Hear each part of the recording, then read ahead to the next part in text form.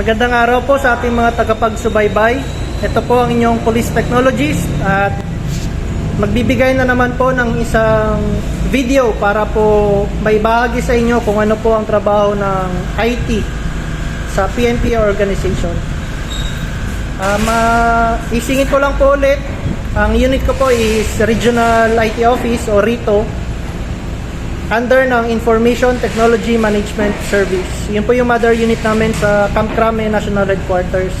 And then bakit po Regional IT Office? Kasi po nandito kami ngayon sa Cebu City or sa Police Regional Office 7. So basically kami po ay Regional IT Office 7. Lahat po kasi ng mga regional offices ng Philippine National Police is meron pong mga nakatalagang IT Project Officer, which is yun po yung aking designation dito.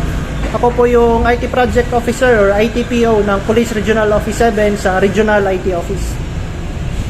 Ibabahagi ko lang po sa inyo yung pang-araw-araw na trabaho ng IT sa PNP organization. Specifically po yung mga pang-araw-araw na ginagawa namin dito sa Police Regional Office. Ayan po, katulad po nito, meron kaming bagong sineset up na pang outdoor access point sa aming grandstand. Connected via fiber. Though DIY siya pero gumagana naman. So kami din yung nag-i-splice. Then kami yung naglinya din ng fiber connection. Nandyan yan. Yan, shoutout kay Chris. Ang sipag niyan. Ayan, so yan, kami nag-splice niya, nagko-connect, nagko-configure hanggang sa gumana na siya pag testing na. So bumili din kami na sarili naming fiber splicing kit. Kahit mura, at least nagagamit naman. Pati yung connector ng fiber kami din bumili. Pati yung fiber cable, bumili kami at ikinabit namin.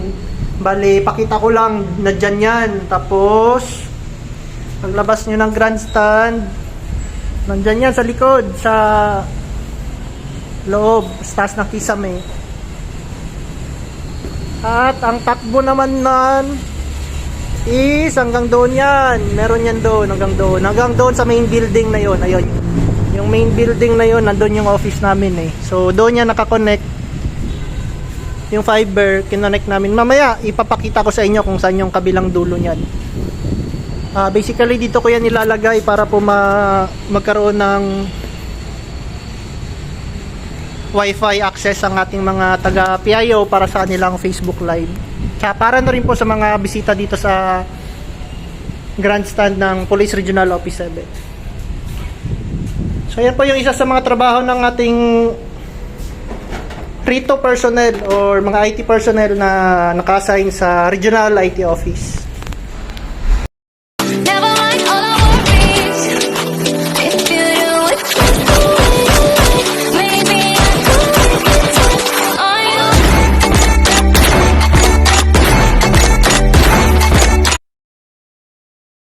Like, follow, at share upang maging updated sa buhay IT sa PNP.